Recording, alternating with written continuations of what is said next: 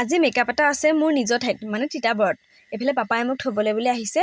তিতাবৰ আমাৰ চাৰিআলি গুডু হলৰ পৰা অকণমান আগলৈ বিয়া এখন আছে আৰু মই ধুনীয়াকৈ আহি পালোহি আৰু কইনা বহুত ধুনীয়াকৈ এনেকৈ সেৱা জনাইছে, বহুত বেছি ভাল লাগিলে। আৰু এনেকৈ যেতিয়া মৰম পাওঁ ন বহুত বেছিয়ে ভাল লাগে মানে মেকআপটো কৰিবলৈ আৰু অকণমান মন যায় ভালদৰে। তাৰপিছতে এইফালে আকৌ কইনাই মেহেন্দি নল'লে বিয়া বুলি। কইনা একেবাৰে চিম্পল মানে মেকআপ আজিলৈকে কৰি পোৱাই নাই আৰু এইফালে এতিয়া মেহেন্দিও আঁকি আছে, লগতে মই মেকআপো কৰি থাকিব লাগিব আৰু লগতে মেহেন্দিও আঁকি থকা হ'ব। কইনাজনী আকৌ মোতকৈ 3 বছৰমান সৰু। এনেকৈ যেতিয়া সৰু কইনাক লগ পাওঁ ন ভাবোঁ দেই নিজকে মানে বহুত ডাঙৰ নিচিনা লাগে। মই মানে বহুত বুঢ়ী হৈ গ'লো নেকি তেনেকুৱা নিচিনাই ফিল হয় মোৰ।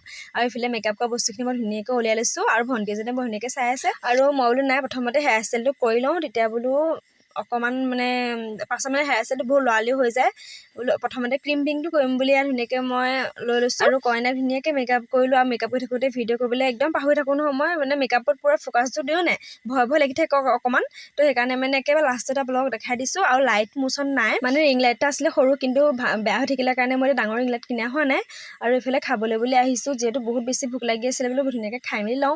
আৰু দৰা কইনা একেলগে দেখাই দিছোঁ। কোনে ক'ব বাৰু কইনাজনী বাৰু 19 বছৰ নে 18 বছৰ হৈছে, কিবা এটা হৈছে তেনেকুৱা আৰু কৈছে ঘৰৰ মানুহে। মেকআপটো কৰাৰ পিছত দেখিছেনে ইমান ধুনীয়া লাগিছে, একদম পূৰা ডাঙৰ ছোৱালী নিচিনা লাগিছে। আৰু তাইক পৰ্চবিলাক দেখাই আছিলোঁ অকণমান এনেকৈ চাবা এনেকৈ চাবা বুলি। আৰু ফটোগ্ৰাফাৰজন আকৌ মোৰ লগৰে হয় দেই, হাইস্কুলত একেলগে পঢ়া। তাৰপিছতে মই অলপ সময় বহিলোঁ, চফ খালোঁ আৰু বৰষুণ দি আছিলে, আহিব পৰা নাছিলোঁ। তাৰ বৰষুণটো ধুনীয়াকৈ এতিয়া এৰিছে আৰু মই বোলো যাওঁগৈ ঘৰলৈ। তেতিয়া আকৌ এটা নতুন ভিডিঅ' লগ পাইছোঁ দেই সকলোকে। ভিডিঅ'টো সকলোকে চোৱাৰ বাবে থেংক ইউ।